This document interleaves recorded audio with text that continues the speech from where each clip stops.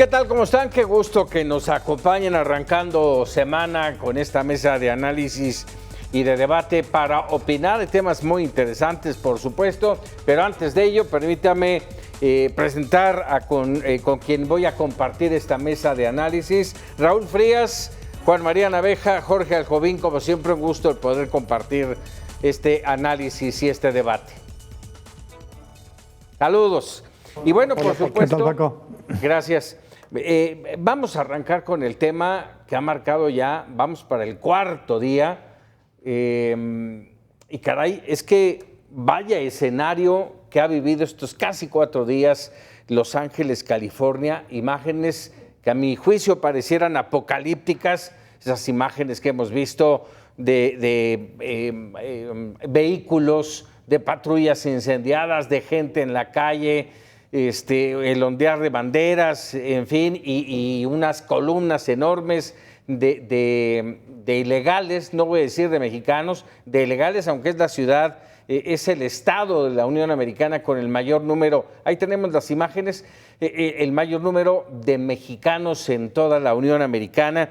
Vaya situación, no veía yo esto y seguramente la gran mayoría de esta mesa se va a acordar, y espero que también la audiencia. No veía yo una situación así en Los Ángeles, California, desde el 91, con aquella situación que generó el exceso de violencia contra aquel taxista de color, Rodney King. Bueno, hoy las cosas casi se salen del control. Tuvo que llegar más de 2,000 efectivos de la Guardia Nacional, 700 marines, en fin, las cosas en California y concretamente en Los Ángeles muy complicadas. En esta acción pareciera efectista por parte de Donald Trump, que recordemos, prometió redadas y expulsiones masivas. No las ha hecho, y a lo mejor eso es lo que lo está presionando. Inicio contigo, Juan María Naveja. ¿Qué tal, Paco? ¿Qué tal, compañeros, audiencia? La verdad es que esto fue una provocación, arranca como una provocación por parte de ICE, por parte del organismo de aduanas y de inmigración de los Estados Unidos. ¿Por qué? Pues porque actúan en sitios en donde saben perfectamente que hay indocumentados. En primera instancia, en las afueras de la empresa Home Depot. Para quienes no sepan de qué se trata esto, hagan de cuenta con los Home Depot de aquí de México, en donde se apostan muchos trabajadores a la espera de que lleguen a levantarlo, gente que necesite reparaciones en su casa, constructores, y allí están. Y eso ocurre en todo Estados Unidos, no solamente mexicanos, sino de todas las procedencias. La segunda parte fue en los callejones de Los Ángeles. Igual, para que se den una idea, los callejones de Los Ángeles son como Tepito en la Ciudad de México, el Mercado de Pulgas en Monterrey, San Juan de Dios en Guadalajara. En estos lugares en donde hay una gran participación de gente comprando, sobre todo indocumentados. De la moda. Ya lo decías tú, Paco, así es, se calcula que en Los Ángeles hay 1 millón de indocumentados, 1 millón, nada más calculemos de qué se trata. Para que en Estados Unidos intervenga la Guardia Nacional, tiene que haber una petición del gobernador del estado o un acuerdo con la presidencia. Aquí no se dio.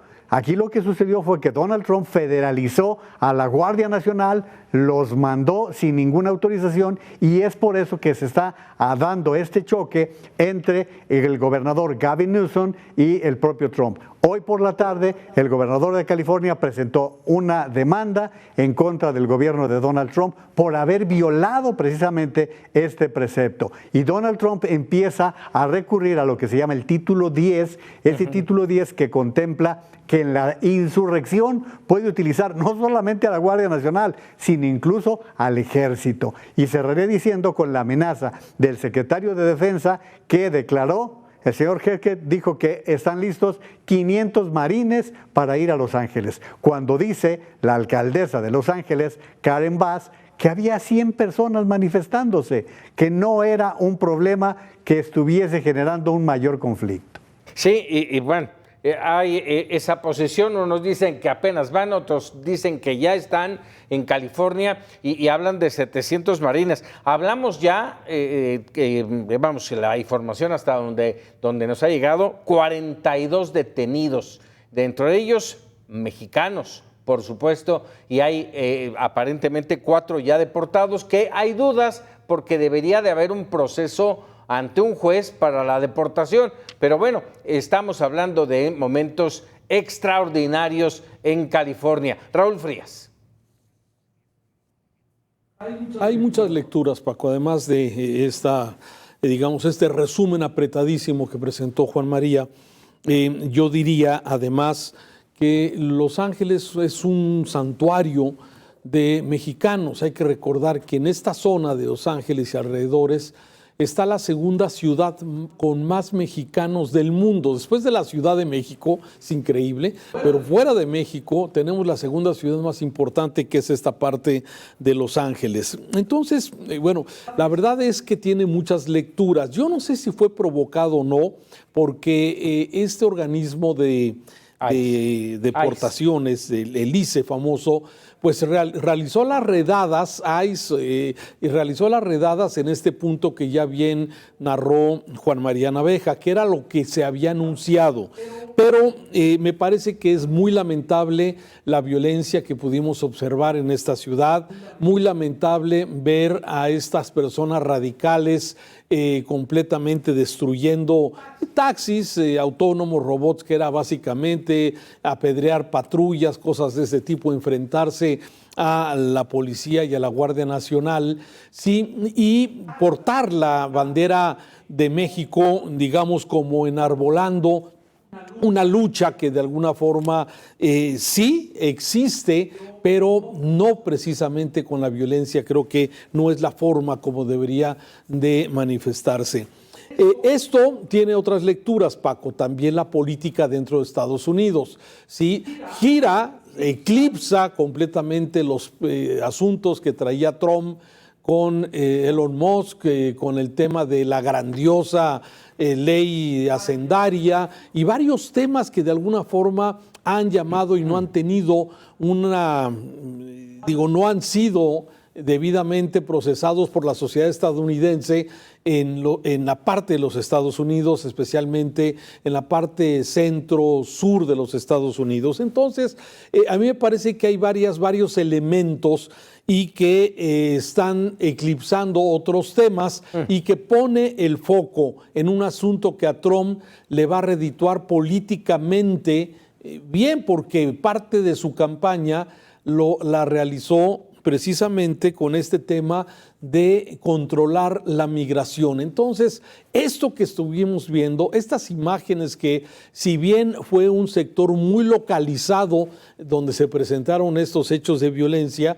sí de alguna forma animan a esas voces que hablan de controlar la migración y que pareciera que Los Ángeles realmente está tomada por personas ajenas al interés estadounidense concretamente. Me llama la atención todo cómo se ha venido caminando en este sentido. Lamentable la violencia y ahorita, si te parece, comentamos un poco de las reacciones en México.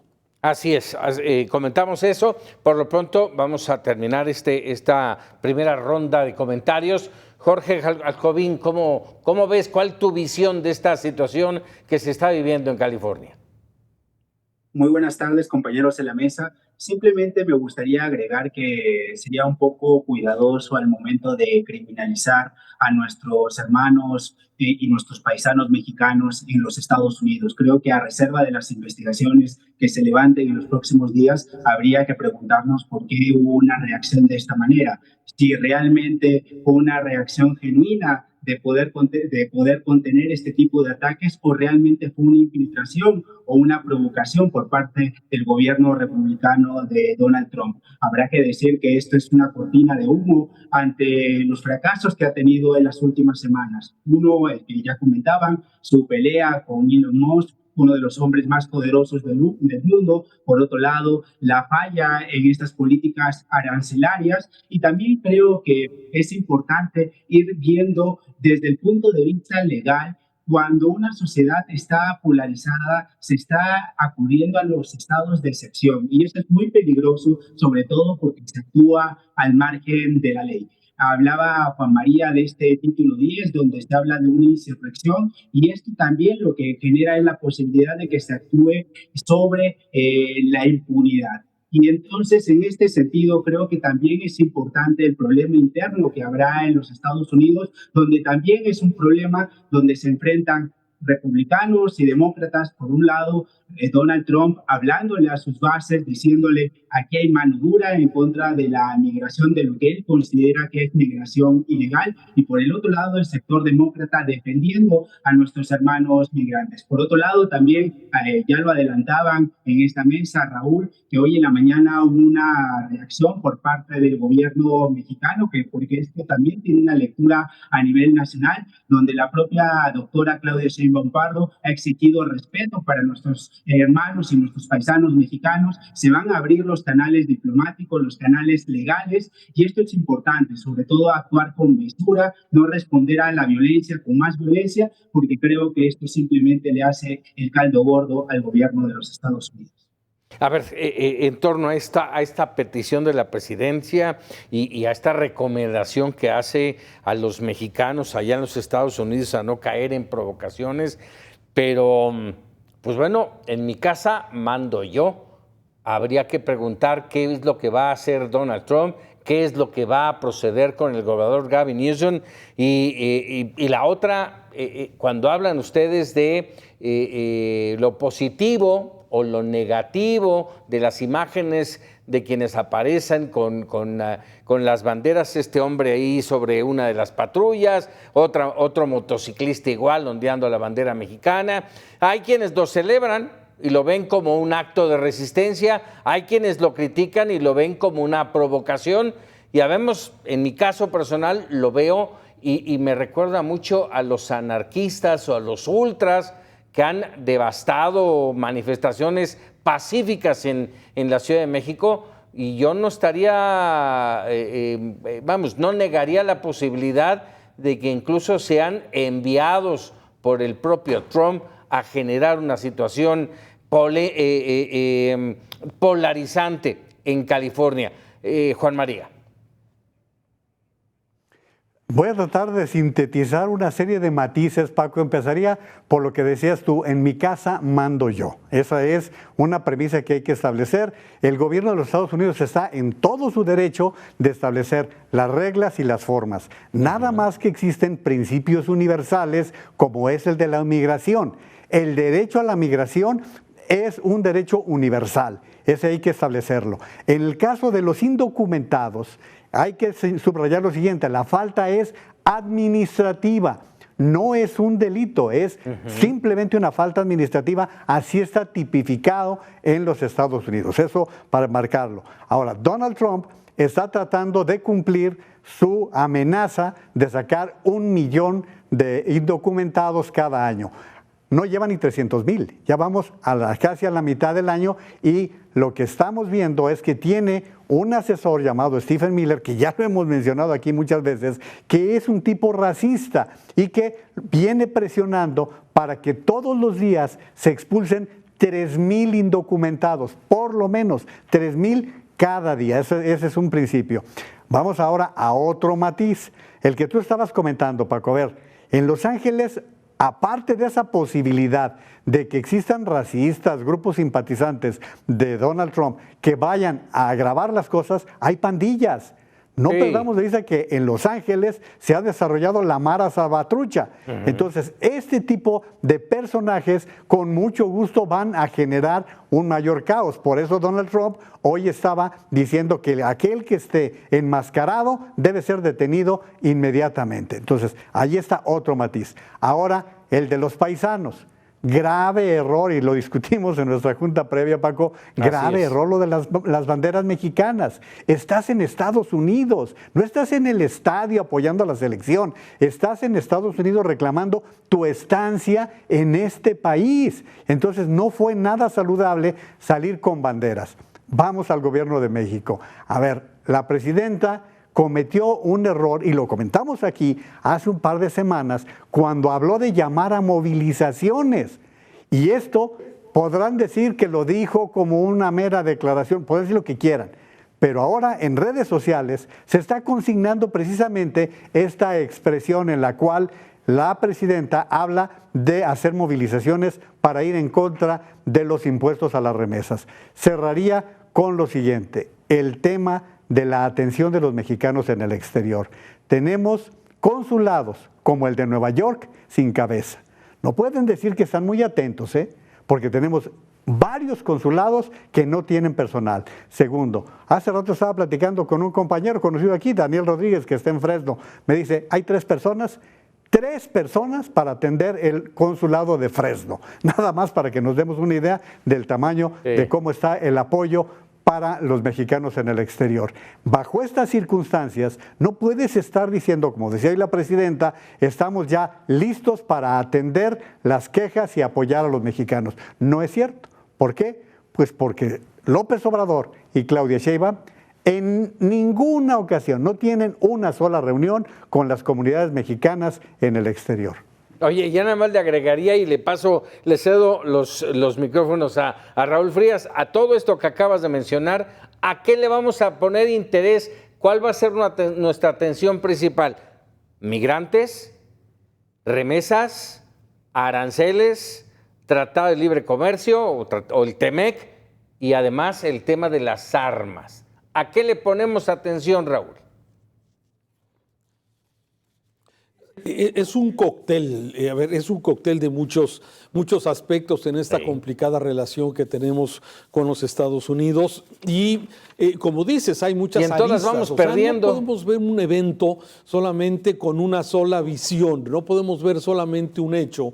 Necesitamos de alguna forma tener el contexto, esta inconformidad que se ha creado especialmente desde hace 5 meses que llegó Trump de nueva cuenta a la presidencia, estas políticas antiinmigrantes que empezaron especialmente en esta administración, esa narrativa de que había un descontrol, que en cierta forma sí había cierto descontrol en la frontera entre México y Estados Unidos y que le culpa directamente a Biden. O sea, hay un cóctel en donde hay conflictos internos, republicanos, demócratas. Este conflicto también lo podemos ver en California con un gobernador demócrata y el presidente que es republicano. Sí, el tema que ha habido con el tema de las políticas que de alguna forma pues para el gobernador se violó la ley, mientras que para el presidente Trump pues había que intervenir porque había ineptitud de parte de las autoridades para poder controlar la situación. O sea, todo va en medio de una gran narrativa en medio de todo esto. ¿Quién pierde? ¿Quién pierde? Y esas son las primeras cosas que siempre hay que preguntarse. ¿Quién gana y quién pierde? Gana Trump, precisamente, gana la narrativa, gana con su política, gana al desviar los temas que ya mencionaba Jorge y centrarse en un tema que tiene desde luego una reacción mayoritaria en este sentido, de rechazo a una migración descontrolada. Y por otro lado, bueno, pues también tenemos la respuesta del gobierno mexicano, que tiene su asegún, como bien lo dice Juan María. Antier que decía el canciller que se habían activado los protocolos. ¿Protocolos a qué se refiere? Se activaron los protocolos de los consulados. Si el problema es precisamente que el migrante, y te lo digo con conocimiento de causa, sí, no acude nunca al consulado. Si acaso para una acta de nacimiento, para una copia de algo, es para quizás para los que tengan interés de tener una INE, pero no hay una integración como parece que desde aquí se quiere meter esa idea. No existe y desde luego cuando dicen se activaron los protocolos, no, o sea, para saber cuántos detenidos y asesorar legalmente, híjole, bien lo decía Juan María, ellos están en su casa y las autoridades pueden determinar sí, qué y cómo. es su casa. Y México está bien, me parece que la declaración de la presidenta en el sentido de que se respeten los derechos humanos de los migrantes en las detenciones, en los procedimientos, me parece que pues está bien decirlo, sí, pero me parece que no hay una injerencia directa sobre lo que puedan estar realizando los estadounidenses en eso. Vaya tema que tiene enfrentar. 5 meses, ¿qué nos espera? Y todo lo que falta de Donald Trump. Jorge Alcovín. Solamente yo tendría un matiz.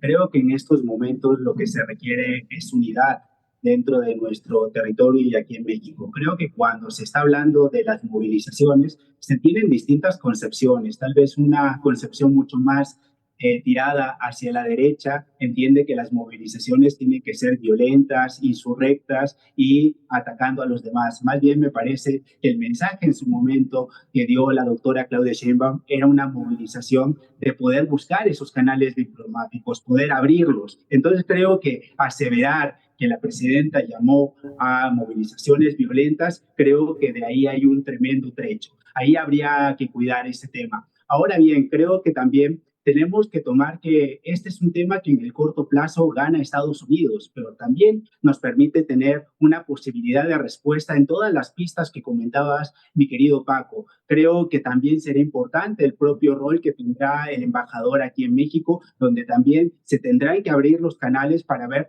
sobre qué vamos a platicar, sobre qué vamos a señalar, cuál va a ser la política migratoria, y creo que tarde o temprano la presidenta de la República lo que ha demostrado es una vocación más internacionalista, y creo que eso me deja aún más tranquilo, porque tal vez en el sexenio anterior se hablaba que la mejor política exterior era la política interior, y hoy estamos abiertos al diálogo y a una posibilidad justamente de buscar la pacificación no solamente del territorio, sino también de abrir esos canales. Por lo tanto, creo que atizar mucho más el fuego y decir que ojo por ojo, diente por diente, o si la doctora Claudia Sheinbaum fue tibia o no, creo que ese no es el momento en estos instantes, y creo que debemos abonar a la unidad en estos momentos como medios de comunicación. Así es. A ver, rápidamente, antes de irnos a un corte, brevemente, Juan María, por alusiones, sin nombre. Adelante. No, rapidísimo, porque eso es bueno, no estoy de acuerdo con lo que dice Jorge, pero lo que me parece que es importante es que por fin puede darse una reunión entre Claudia Sheinbaum y Donald Trump. Esto puede suceder este fin de semana en la reunión del G7 en Alberta, Canadá. Si logran tener este primer encuentro, hay temas que los enlistaste, Paco, a ver cómo nos va. Sí, y ya, lo único malo es que pues siguen con ese populismo de que va en línea comercial.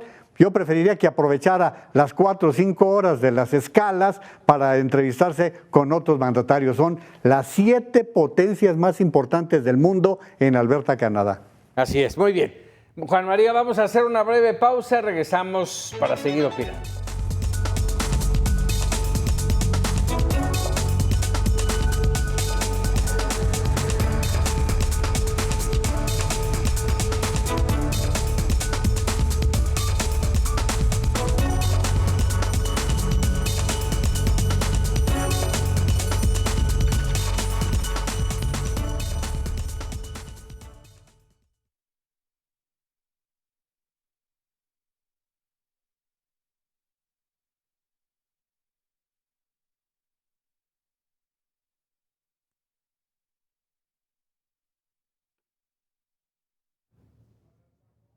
Mucho para dónde hacerse la presidenta. Juanma, No, le sacaste, no hay para dónde hacerse. Le sacaste con Jorge Alcovín, No, es que vi que era 31 ya y dije, no, pues vale, es muy importante el dato. Sí, y yo... Mi única diferencia con Jorge... Mi única diferencia con Jorge y contigo es que le van a la América, pero fuera de eso... Todo bien. No, perdóname, Jorge, le va al Cruz Azul, que es peor. Uy, qué caray. Oye, ¿se puede mejorar el audio de Jorge? Ah, yo pensé que se podía mejorar. Sí, que le cambie y le pase a la América, pero bueno. Bueno. Sí, se escucha. Sí. Voy a regresar justamente con el tema del G7. Yo quería que te defendieras en el anterior, pero bueno, voy a regresar con el tema del G7. Un último comentario por parte de Raúl y nos vamos al tema de... ¿Hacemos un comentario, les parece, de la presión a los medios o cómo lo ven? Va. Sí. No tengo ningún dato de eso, Juan María. Yo lo que digo es que hay que defendernos ahorita en... O nada más lo dejamos pasar.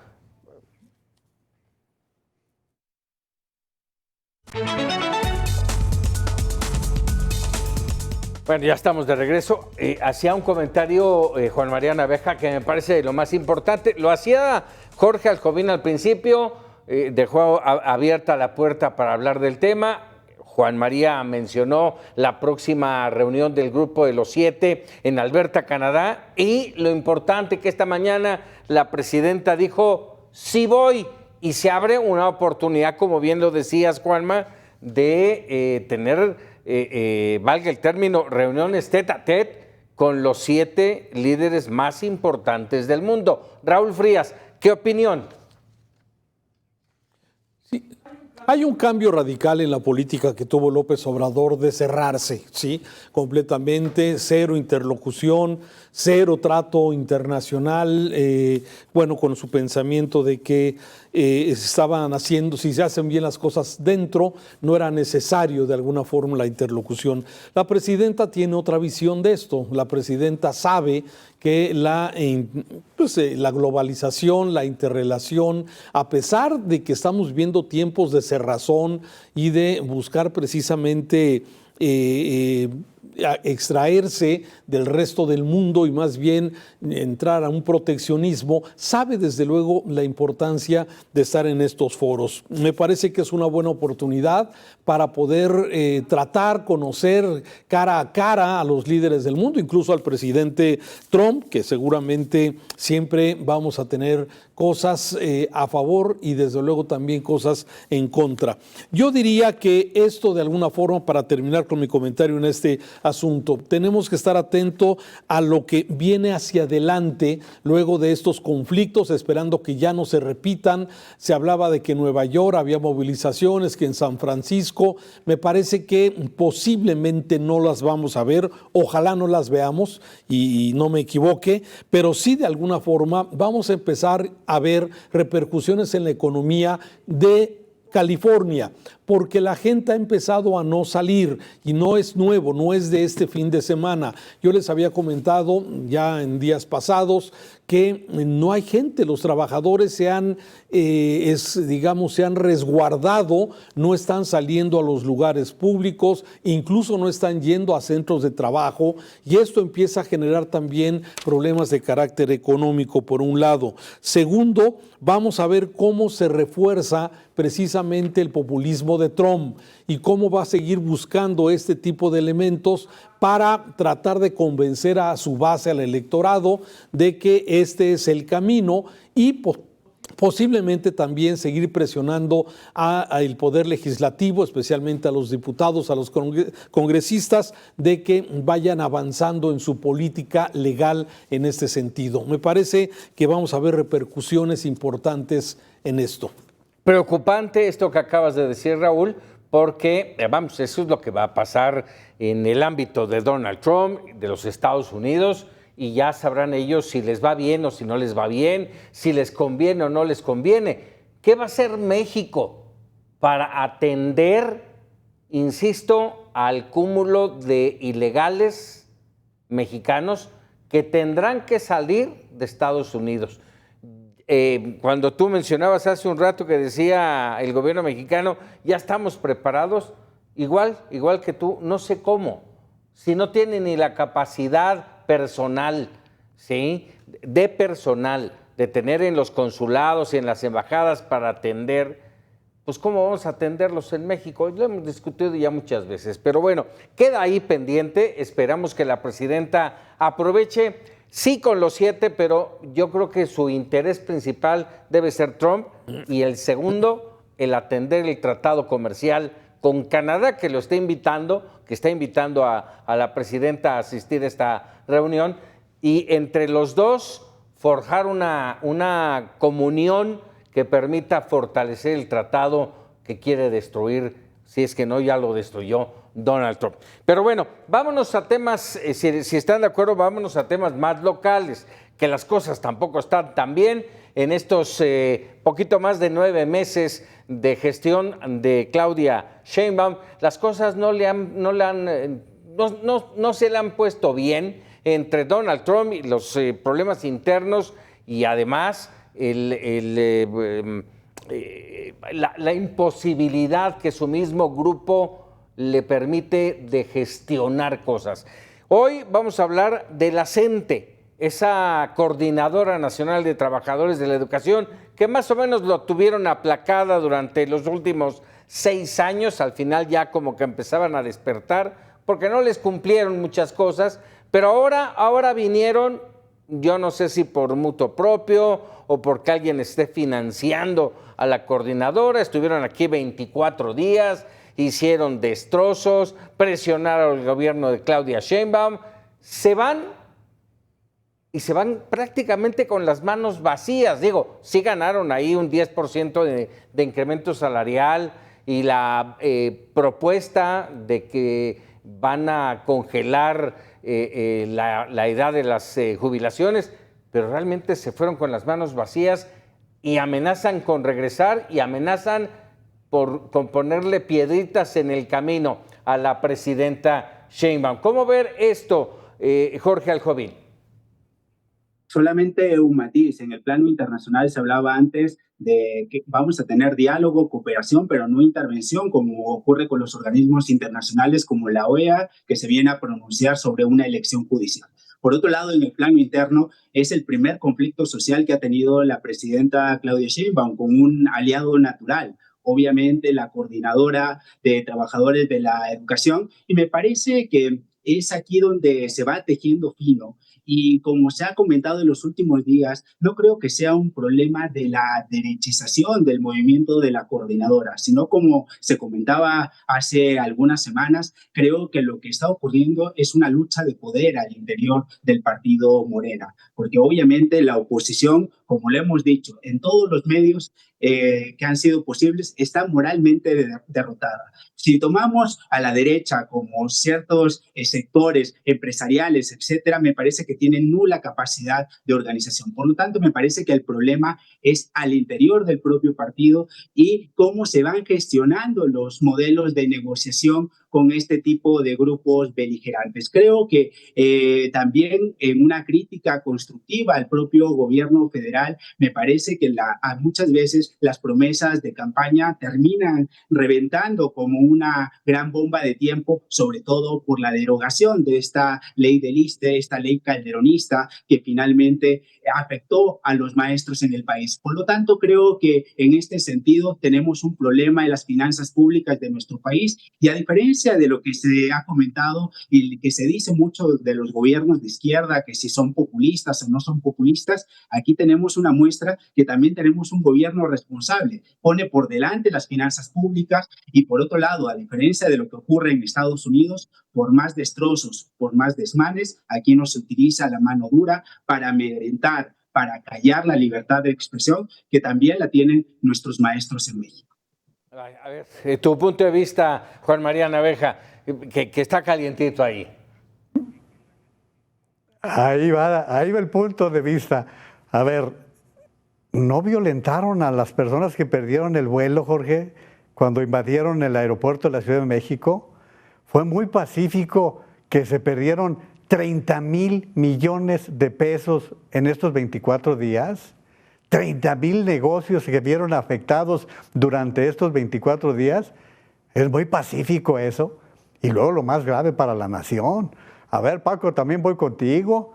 Se van con las manos vacías con un 10% de aumento. Yo no sé cuánto te dieron a ti, pero te aseguro que no te dieron más allá del 4% de la inflación. Entonces, ellos se fueron con el 100% de aumento y se están yendo con pensiones congeladas. Imagínate nada más. ellos están hablando de que las mujeres se pueden jubilar, ¿no?, a los 50 años. Bueno, no, pues ya dijo hoy la presidenta, hoy dijo, se van a congelar las pensiones. Y congelarlas significa, como le están pidiendo, a los 50 años las mujeres y a los 55 los hombres. ¿Y de dónde? Pues yo tendría ya 12 años de jubilado, imagínate nada más. Bajo esas, exacto, ¿de dónde? ¿Por qué en 2007 se modificó la ley del ISSSTE? Se modificó precisamente por el impacto económico que puede tener. Ahí denle las gracias a Calderón, que se la suavizó desde entonces, ¿no? Pero hoy, estar hablando de este tipo de pensiones es atentar contra la economía. La propia presidenta lo ha dicho. Oye, no hay manera, no hay forma de bajar, porque ahorita vas a bajarle la edad de jubilación a los maestros. ¿Y qué van a decir los demás trabajadores, ¿no? Oye, bueno, mejor para los tres, a ver, en este sentido, no les dieron aumento del 100%, primero porque no era lógico, no tiene sentido. Pero más allá de eso, oiga, dice la presidenta, estamos con el tema de los programas sociales, ahí está cargado nuestro presupuesto, ahí es donde vamos. Sí, pero además con eso no alcanza con una inflación terrible, no alcanza con un crecimiento ya definido hace apenas unos días del 0.1%, que es nada absolutamente de crecimiento, con problemas de inversiones, no hay dinero, no hay presupuesto. ¿Cómo nos atrevemos a prometer lo que no será, como diría la canción? Raúl Frías. Híjole, ¿qué te puedo decir? La verdad es que a mí no se me hace que sea algo de presumir que las autoridades del gobierno de la Ciudad de México y del gobierno federal dejaran que la coordinadora haga lo que quiera. Cierran los viaductos, cierran el circuito interior y lo veamos como un logro. No puedo entenderlo. Las afectaciones hoy, otra vez en Michoacán, por miembros de la coordinadora, no están en la capital del país, que es donde se visibiliza los problemas nacionales y donde todo mundo le pone el foco, pero siguen haciendo desmanes. En Oaxaca, en Chiapas, en Guerrero, en Michoacán, hoy en Michoacán concretamente. Entonces, sí, a mí me parece que no es nada de reconocer que no se reprima. No quiero la represión, pero sí quiero orden. Sí, y quiero que no se afecte a terceros. Y bien, y que se respete el derecho a manifestación de los maestros en demanda del 100% si quieren. Pero no que no se afecta a terceros. Eso me parece que no debería de permitirse este tipo de manga ancha para unos sectores y para otros no hay eso. Para otros sí hay represión y se les repliega, como ha sucedido en muchas veces. En fin, pero me parece que no es un asunto que tengamos que decir, qué bueno que no se deja hacer lo que quiera, no. Me parece que eso habla de impunidad y falta de Estado de Derecho en un país como México. Y por otro lado, parece el tema económico. Hoy tú dices que se fueron con las manos vacías, no, Paco. Hoy en la mesa tripartita que anuncia la presidenta Claudia Sheinbaum habla precisamente de las pensiones y habla de que si un maestro se retira con 16,000 pesos de salario, se van a llevar eso de pensión. Qué bueno, me parece hasta poco. Pero ese es el problema de los ofrecimientos en campaña y de la necesidad, de lo que se ofrece en campaña y no se cumple. ¿Por qué? Porque en campaña se dicen tantas cosas, pero nunca se verifica si hay el recurso, si hay el dinero suficiente para poder respaldar todos los programas sociales que se quieren implementar. Sí, ¿no? Es lo que menos importa verificar. Primero prometo y ya después vemos qué hacemos. Y nada más subrayar, cuando digo se fueron con las manos vacías es que no lograron lo que ellos pretendían. Por supuesto, y mencioné, se fueron con el 10% de incremento y con la promesa de la congelación de las pensiones. Vamos a hacer una pausa y regresamos para hablar de la OEA. Hay las versiones de que se les dieron, hay versiones de que se les dieron 800 millones de pesos, ¿eh? Sí, pero son versiones. Vamos a ver. Regresamos para opinar. De los estados. Sí.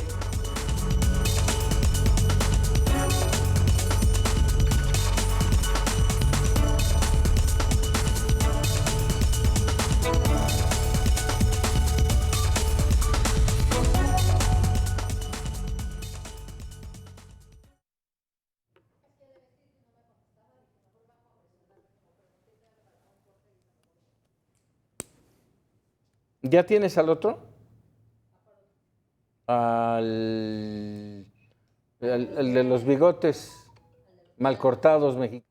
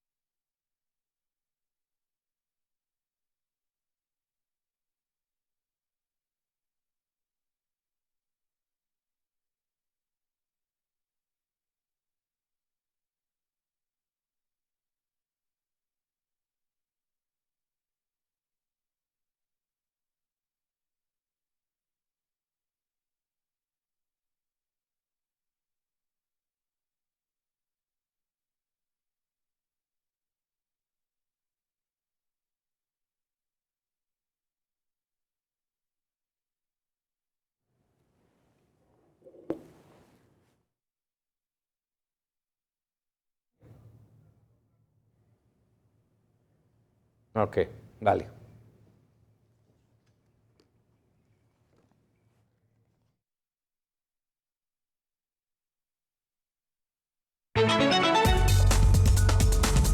Vámonos rápidamente con el cierre de este para opinar.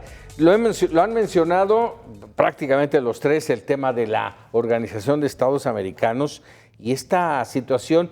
Vino una misión, estuvo presente en la elección del Poder Judicial, una elección inédita, ya hablamos de ella, con un enorme abstencionismo, y el comentario de la misión de la OEA fue: bien, pero ¿saben qué?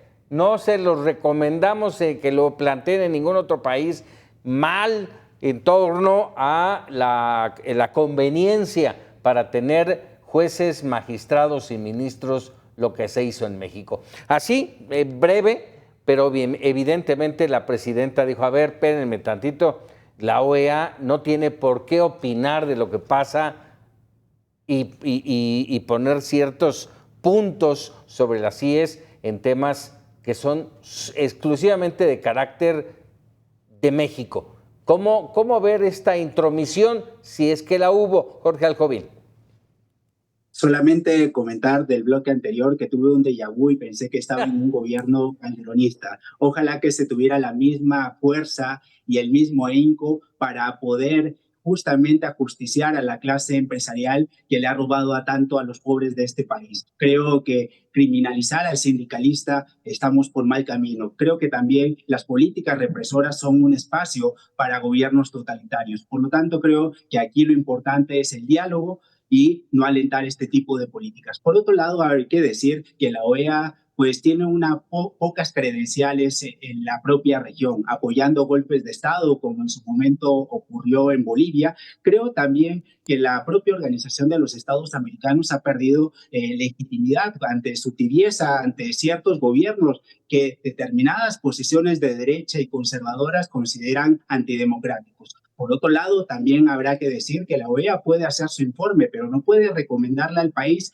qué puede o no debe de hacer, sino más bien la OEA también en ese informe está incompleto. Se debería de preguntar por qué llegamos a esta reforma judicial. Llegamos a esta reforma judicial por una Suprema Corte de Justicia que jugó a ser opositora y que no supo hacer política. Por otro lado, también dicen: los acordeones finalmente coinciden con las propuestas del gobierno federal. Y yo pregunto, antes en el pasado no era así, cuando el presidente de la República con su dedo decía cuál era la terna de magistrados, ministros, etcétera, y los elegía el Congreso que estaba a sus pies. Me parece que esa es también una desfachatez por parte de los sectores más conservadores del país. Lo único que les molesta es la resistencia al cambio y que haya cambiado el poder y que justamente en el 2024 se haya dado este bono democrático para esta elección. O sea, bueno, al final de cuentas, nada más como pregunta, entonces, por esto último que decías, Jorge, finalmente con tómbola, sin tómbola, con elección ciudadana, pues, terminó eligiendo al Ejecutivo.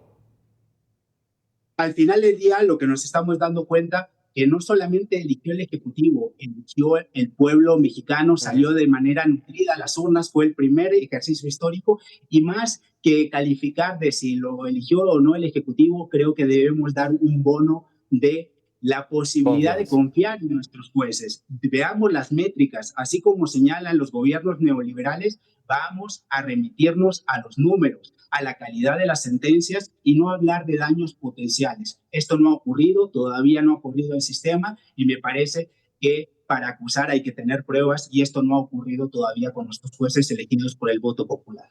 Minuto y medio, Juan María. Bueno, pues cifras.